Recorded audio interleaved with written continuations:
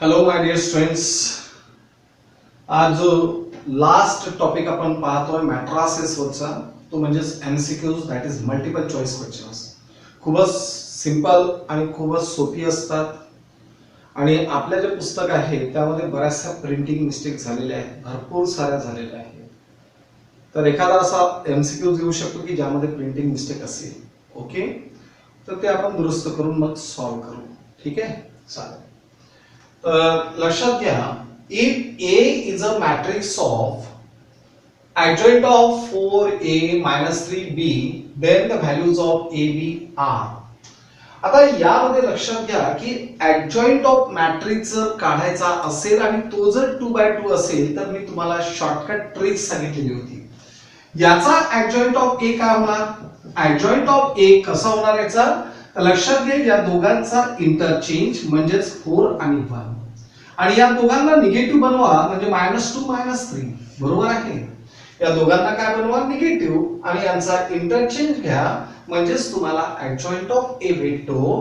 परंतु adjoint of A काय दिलेला आहे? तर 4 - 3 AB. मग A च्या जागेवर कोण आलेला आहे? -2, आणि B च्या जागेवर कोण आलेला आहे? 1. So which is the correct answer? This A is the correct answer.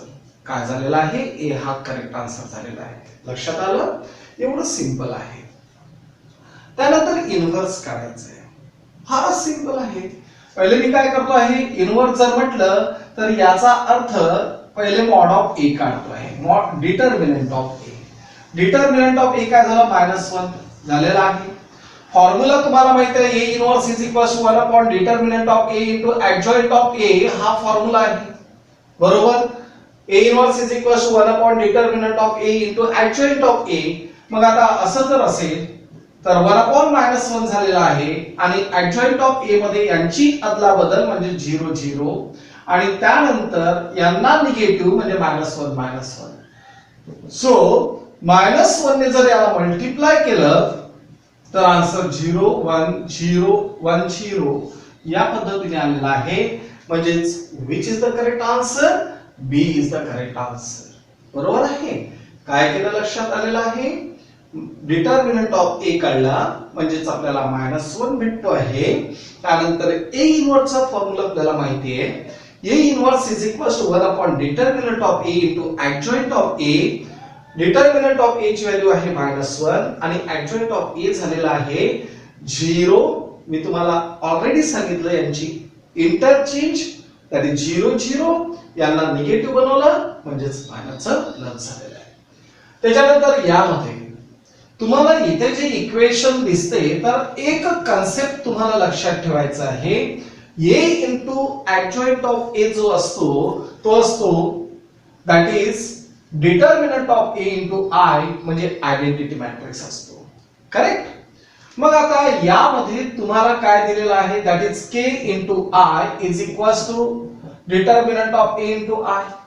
म्हणजे याचा अर्थ डिटर्मिनंट ऑफ A म्हणजेच कोण आहे तर K. मग याचं जर आपण डिटर्मिनंट घेतलेलं असेल तर 1 1 जार 1 -2 2 जार 4 means answer is -3. So which is the correct option? -3 is the correct option. तर या पद्धतीने हा फॉर्म्युला तुम्हाला लक्षात ठेवायचा आहे जेव्हा केव्हा या पद्धतीचे इक्वेशन असेल. त्यानंतर याचं adjoint मॅट्रिक्स काढायचं आहे. फारच सिंपल आहे. adjoint मॅट्रिक्स तुम्हाला काढता येतो. काय कराल तुम्ही? आता यांचा अदला बदल म्हणजेच 1 2 झालेला आहे. त्यानंतर यांना निगेटिव्ह बनवा म्हणजेच हा झाला 4 आणि हा झाला -3, म्हणजेच काय झालं? 1 4 -3 2, 1 4 -3 2. बरोबर आहे. तर which is the correct answer? B is the correct answer. एवढी सोपी हे एमसीक्यूज असतात, यामध्ये मेथड करण्याची गरज नसते. त्यानंतर परत हा जो आहे हा याच पद्धतीने येणार. म्हणजेच मी डायरेक्टली या पद्धतीने करतो आहे. के म्हणजेच काय तर मॉड ऑफ A और determinant of A. Determinant of A आणि डिटर्मिनंट ऑफ A म्हणजेच काय तर 4 -6 and 4 -6 that is -2. So again the answer is -2. बरोबर. तर या पद्धतीने तुम्हाला हे प्रॉब्लेम सॉल्व्ह करायचे. ठीक. त्यानंतर 6 नंबरचा एमसीक्यूज पहा. व्यवस्थित लक्ष द्यायचं आहे. काय म्हटलेलं आहे ए इज ए हा मॅट्रिक्स दिलेला आहे A inverse does not exist याचा अर्थ काय A is not a invertible matrix A हा इनव्हर्सिबल मॅट्रिक्स नाही म्हणजे याचा अर्थ the determinant of this is equals to 0 म्हणजे तो सिंग्युलर मॅट्रिक्स आहे आणि सिंग्युलर मॅट्रिक्स जर असेल तर determinant of lambda 1 1 minus lambda ची व्हॅल्यू 0 झाली so lambda into minus lambda that is minus lambda square minus into minus that is plus 1 is equals to 0 and so lambda square is equals to 1 म्हणजे lambda is equals to plus or minus 1 so this is the answer हे झालेलं आहे आपलं answer एवढं simple आहे त्याच्यानंतर reader मध्ये इथे मिस्टेक झालेली आहे इथे एक तर मायनस पाहिजे नाही तर इथे एक मायनस पाहिजे त्याशिवाय आन्सर येत नाही आपल्याला ए मॅट्रिक्स दिलेला आहे आणि त्याचा इनव्हर्स काढायचा आहे मग आता यामध्ये काय असेल तर व्यवस्थित तुम्हाला लक्ष द्यायचं आहे हा जो ए आहे तर याला डिटर्मिनंट ऑफ ए काढतोय कारण फॉर्म्युला तुम्हाला माहित आहे A inverse is equals to 1 upon determinant of A into adjoint of A हा तुमचा जो फॉर्म्युला आहे त्यासाठी डिटर्मिनंट ऑफ ए काढणं गरजेचं आहे so cos of alpha into cos of alpha म्हणजे cos square alpha then minus आहे आणि ऑलरेडी मायनस घेतो so minus of minus that is plus sin square alpha that is equals to 1 this is determinant of A हा झालेला आहे determinant of A determinant of A is equals to cos square alpha plus sin square alpha is equals to 1 त्यानंतर यामध्ये A inverse is equals to 1 upon determinant of A into adjoint of A म्हणजे हा झाला 1 आणि adjoint of ए म्हणजेच यामध्ये आपल्याला काय होईल तर लक्षात घ्या cos स्क्वेअर अल्फा लक्षात घ्या यामध्ये इंटरचेंज म्हणजे cos ऑफ अल्फा इंटरचेंज आणि यांना निगेटिव्ह बनवायचं आहे मग मायनसचं काय झालेलं आहे प्लस आणि हा प्लसचा काय झालेला आहे मायनस sin ऑफ अल्फा बरोबर आहे त्याने जर 1 ला मल्टिप्लाय केलं तर आन्सर काय येणार cos of alpha sin of alpha minus sin of alpha cos of alpha and this much is the answer बरोबर त्यानंतर यामध्ये f of alpha inverse is very simple problem याचं आपल्याला इन्व्हर्स पाहिजे आहे इन्व्हर्स जर पाहिजे असेल तर ऍडजॉइंट मेथडच यूज करतो सोपी जाते पहिले determinant of f of alpha घेतो आहे determinant of f of alpha मध्ये काय झालेलं आहे cos of alpha into cos of alpha that is cos square alpha middle positive घेतो आहे म्हणजेच plus sin of alpha into sin of alpha into 1 that is sin of alpha sin square alpha that is equals to 1 बरोबर आहे त्यानंतर adjoint of f of x f of alpha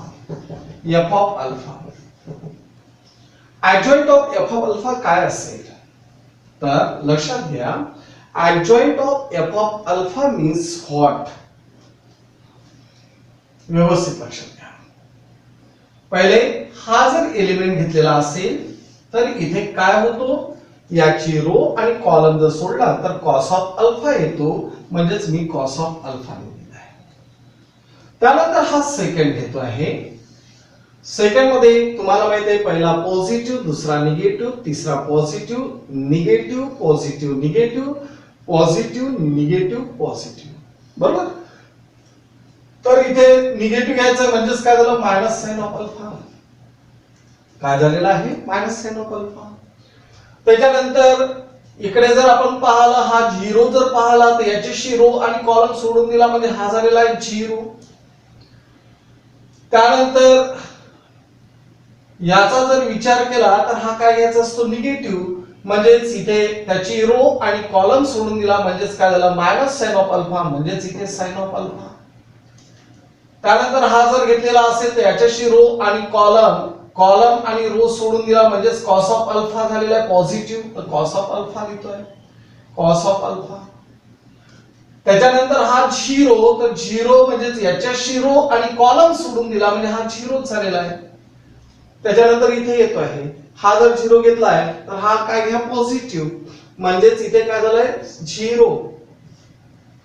परत हा जर घेतला आहे तर पॉझिटिव्ह, म्हणजेच परत इथे काय झालेला आहे 0. आणि हा 1 जर घेतलेला असेल तर इथे cos square alpha minus of minus that is plus sin square alpha that is 1. बरोबर. तर हा झालेला आहे adjoint of f of alpha. पण a इनव्हर्स जर असेल तर f ऑफ अल्फा आणि याचा जर इनव्हर्स पाहिजे असेल तर 1 upon determinant of f of alpha into adjoint of f of alpha. f of alpha म्हणजेच इथे काय होणार that is 1 upon f of alpha. f of alpha determinant of f of अल्फाची व्हॅल्यू 1 आहे आणि इथे काय झालेलं असेल तर हा मॅट्रिक्स काय आहे तर that is cos of alpha sin of alpha 0 minus sin of alpha cos of alpha 0 0 0 1 या पद्धतीने झालेलं आहे. बरोबर. आता यामध्ये आपल्याला याचं जे आन्सर आहे हे मिळालेलं आहे. मग ऑप्शन चेक करा. ऑप्शन मध्ये तुम्हाला दिसतोय f ऑफ मायनस अल्फा. मी जर f ऑफ मायनस अल्फा घेतला तर cos ऑफ मायनस अल्फा, लक्षात घ्या f of minus alpha 1 by 1 check करतोय आता. cos ऑफ मायनस अल्फा, कारण अल्फा असताना ही टर्म होती तर मायनस अल्फा असताना या पद्धतीने घेतो आहे. त्यानंतर sin ऑफ मायनस अल्फा, त्यानंतर 0, त्यानंतर sin ऑफ मायनस अल्फा, त्यानंतर cos ऑफ मायनस अल्फा, त्यानंतर 0 0 0 1 या पद्धतीने f of minus alpha is equals to this much. आता यामध्ये cos of minus theta is only cos theta म्हणजे cos ऑफ अल्फा झालेला आहे. sin of minus alpha is minus sin of alpha झालेला आहे 0. sin of minus alpha is minus sin of alpha, त्यानंतर 0. cos of alpha is cos of alpha 0 0 आणि 1 या पद्धतीने आलेला आहे. तर आता लक्षात घ्या इथे काय झालेलं आहे. बरोबर. ही टर्म आणि ही टर्म आता चेक करा म्हणजे आन्सर काय झालं f ऑफ अल्फा झालेला आहे. काय झालेला आहे f ऑफ अल्फा. बरोबर. तर इथे आन्सर काय असेल आता f अल्फा इनव्हर्स जो आहे तो इथे जर आपण ऑब्झर्व केला तर ही टर्म आपल्याला भेटणार आहे. yes or no? That is sorry he term म्हणजे कोण आहे आता ही टर्म आहे म्हणजेच f ऑफ अल्फा इनव्हर्स झालेला आहे and this is the answer. हे झालेला आहे आन्सर. करेक्ट. काही अडचण असेल ते विचारा. कशा पद्धतीने केलेला आहे ते लक्षात घ्या आणि त्या पद्धतीने प्रॉब्लेम सॉल्व्ह करा. एमसीक्यू सॉल्व्ह करा. काय केलंय परत रिपीट करतो. पहिले determinant of f of alpha काढलाय म्हणजेच इथे 1 मिळालेला आहे. Adjoint of f of alpha काढत असताना तुम्हाला या पद्धतीने घ्यायचंय. कसं काढायचं असते हे तुम्हाला ऑलरेडी शिकवलेलं आहे. f of alpha inverse is equals to 1 upon determinant of f of alpha into adjoint of f of alpha. म्हणजेच या पद्धतीचे आपण टर्म्स इथे टाकलेले आहे. त्यानंतर पहिला ऑप्शन चेक केला f of minus alpha. f of minus अल्फाचा अर्थ मी काय केलेला आहे यामध्ये जिथे कुठे अल्फा आहे त्याच्या जागेवरती मायनस पुटअप केलाय. मायनस पुटअप केल्यानंतर तुम्हाला हे आन्सर मिळालं.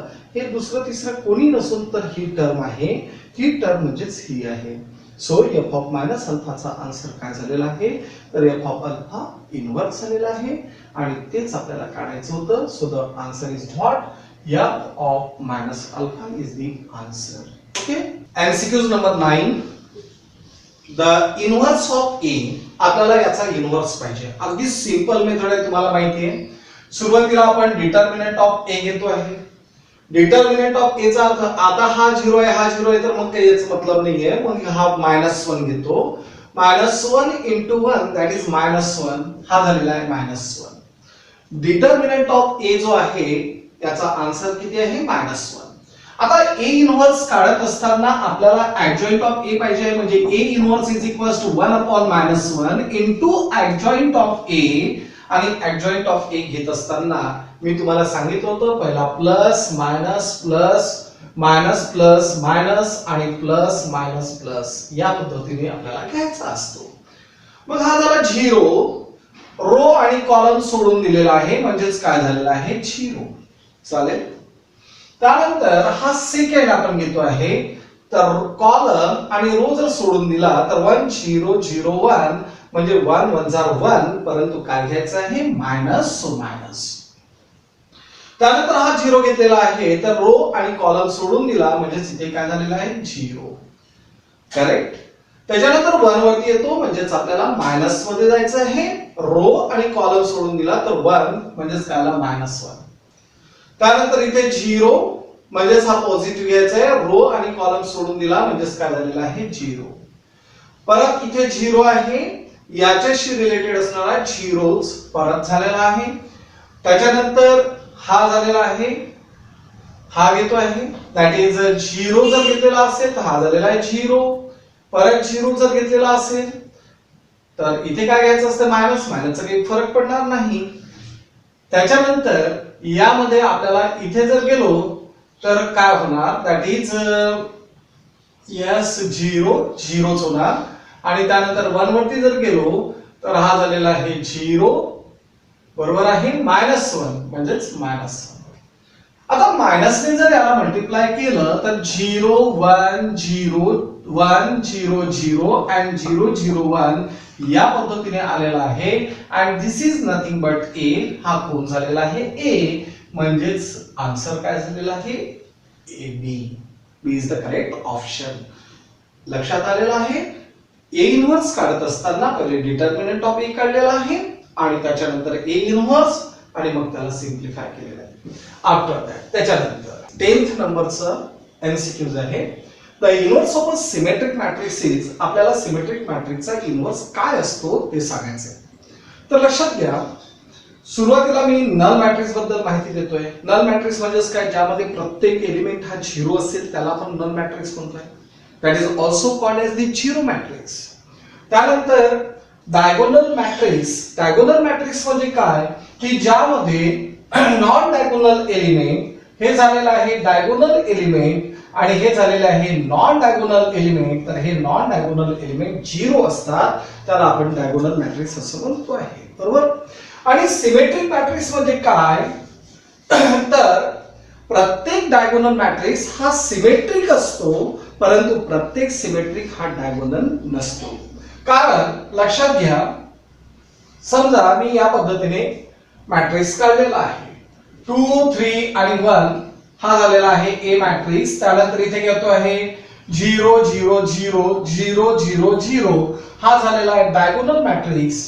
आणि हा सिमेट्रिक आहे किंवा नाही ते जर चेक करायचं असेल तर ए ट्रान्सपोज घेतोय. ए ट्रान्सपोज म्हणजे काय, पहिल्या रोला पहिल्या कॉलम मध्ये म्हणजे 2 0 0, दुसऱ्या रोला दुसऱ्या कॉलम मध्ये 0 3 0, तिसऱ्या रोला तिसऱ्या कॉलम मध्ये म्हणजे 0 0 1. या पद्धतीने आपण घेतलेला आहे. तर हा झालेला आहे ए ट्रान्सपोज. हा झालेला आहे ए मॅट्रिक्स. त्यानंतर ए ट्रान्सपोज. आता हा जो मॅट्रिक्स होता हा डायगोनल मॅट्रिक्स सुद्धा होता, बरोबर आहे. कारण यामध्ये नॉन डायगोनल एलिमेंट सर्वच्या सर्व 0 आहेत म्हणून तो डायगोनल आहे. आणि यामध्ये जर तुम्हाला ए आणि ए ट्रान्सपोज सारखा दिसतो आहे तर याचा अर्थ हा सिमेट्रिक मॅट्रिक्स झालेला आहे. काय झालेला आहे, सिमेट्रिक मॅट्रिक्स. परत यामध्ये जर मी एक्झाम्पल घेतो आहे दॅट इज 2 3 1. त्यानंतर -2 3 4 2 4 4 आणि 6 6 या पद्धतीने घेतलेला आहे. तर यामध्ये हे जे एलिमेंट्स आहे हे एलिमेंट्स मात्र सारखे घेतलेले आहे. तर यामध्ये ए ट्रान्सपोज काय होणार, तर फर्स्ट रोला फर्स्ट कॉलम मध्ये 2 2 4. त्यानंतर सेकंड रोला सेकंड कॉलम -2 3 6 आणि थर्ड रोला थर्ड कॉलम मध्ये म्हणजे 4 6 1. ओके. तर शेवटी हाच मॅट्रिक्स झालेला आहे. तरी हा काय झालेला आहे, सिमेट्रिक मॅट्रिक्स. मग प्रत्येक डायगोनल हा सिमेट्रिक आहे परंतु प्रत्येक सिमेट्रिक हा डायगोनल नाही. ओके. हा कन्सेप्ट तुम्हाला लक्षात इथे ठेवायचा आहे. आता पहा, एक प्रॉब्लेम आपण पाहिलेलं होतं की सिमेट्रिक मॅट्रिक्सचं इन्व्हर्स काय असतं, तर सिमेट्रिकच असते ही गोष्ट लक्षात ठेवा. ओके. कारण समजा जर मी हा ए मॅट्रिक्स घेतलेला आहे, अगदी सोपी घेतो आहे, x0 0 0y0 and 0 0 z, correct. आणि मला जर याचा इन्व्हर्स काढायचा असेल तर मी काय करेल, दॅट इज याच्या आधी अशा पद्धतीचा प्रॉब्लेम आपण सॉल्व्ह केलेला आहे टेक्स्ट मध्ये, ज्यामध्ये ए इन्व्हर्स आपल्याला भेटलेला होता 1/x 0 0 0 1/y 0 and 0 0 1/z. या पद्धतीचं आन्सर तुम्हाला ए इन्व्हर्स म्हणून भेटलेलं होतं, बरोबर आहे, ठीक आहे ना. तर मग याचा आन्सर काय असेल, the inverse of the symmetric matrix is always symmetric. कारण तुम्ही आताच पाहिलं x y z, त्यानंतर इथे 0 0 0 0 0 आणि 0, तर हा झालेला होता ए, आणि ए इन्व्हर्स काय झालेलं होतं, तर 1/x 0 0 0 1/y 0 and 0 0 1/z. आता मला तुम्ही सांगा, याचा जर मी ट्रान्सपोज घेतला तर तुम्हाला शेवटी काय भेटेल, सिमेट्रिकच भेटेल, बरोबर आहे. म्हणजेच याचा ट्रान्सपोज घेतल्यानंतर फर्स्ट रोला फर्स्ट कॉलम मध्ये म्हणजे हीच टर्म झाली, सेकंड रोला सेकंड कॉलम म्हणजे ही टर्म, आणि थर्ड रोला थर्ड कॉलम मध्ये परत ही टर्म झालेली आहे. म्हणजे याचा अर्थ याचा ट्रान्सपोज सुद्धा तोच आहे, बरोबर. आणि म्हणून याला आपण सिमेट्रिक आहे असं म्हणतो आहे. काय म्हणतो आहे, सिमेट्रिक. आणि म्हणून the inverse of a symmetric matrix is always symmetric, ही गोष्ट तुम्हाला लक्षात ठेवायची आहे. त्यानंतर 2x2 मॅट्रिक्स दिलेला आहे आणि तुम्हाला डिटर्मिनंट ऑफ ए काढायचा आहे. तर ऑलरेडी तुम्हाला एक फॉर्म्युला माहिती आहे, a into adjoint of a is equals to k mod of a into identity matrix असतो. मग यामध्ये जर तुम्हाला ही टर्म दिलेली आहे 10 1 0 10 1 10 0 0 10 असं जर तुम्हाला दिलेलं आहे, तर यामध्ये काय होईल, हा झालेला आहे ए मॅट्रिक्स, ओ सॉरी इथे झालेला आहे हा, आणि इथे झालेला आहे determinant of A into I, determinant of A into I. आता मला तुम्ही सांगा, यामधून जर मी 10 कॉमन काढला तर इथे 1 0 0 1 झालेला आहे, is equals to determinant of A into I, बरोबर. तर या डिटर्मिनंट ऑफ ए ची व्हॅल्यू काय झालेली आहे, तर दॅट इज इक्वल्स टू 10 झालेली आहे, बरोबर. आणि हा झालेला आहे आयडेंटिटी मॅट्रिक्स, म्हणजेच डिटर्मिनंट ऑफ ए ची व्हॅल्यू झालेली आहे ते, correct. And so this is the answer, ठीक आहे ना. तर या पद्धतीने आपल्याला हे एमसीक्यू सॉल्व्ह करायचे. And now the last MCQs. A inverse झालेला आहे, त्यानंतर ए, आपल्याला ए मॅट्रिक्स पाहिजे. काय पाहिजे आहे, A matrix, and that is very simple, फारच सिंपल आहे.